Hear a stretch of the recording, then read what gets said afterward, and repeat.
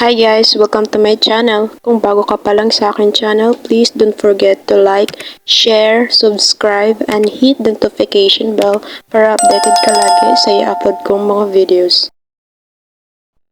For today's video guys, tuturuan ko kayo kung papaano nga ba ang tamang paggawa ng cover photo para sa ating YouTube channel. Kasi guys, kung mapapansin nyo, kapag pumupunta tayo sa ating YouTube app at diritsahang ilalagay ang ating cover photo, ito ay nakakat or nahati.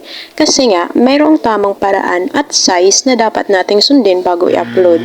Kaya naman, for today's video guys, tuturuan ko kayo kung paano nga ba gawin yun ng tama at kung paano ito ilalagay sa ating YouTube channel. Tara guys, let's watch this. There's something you should know.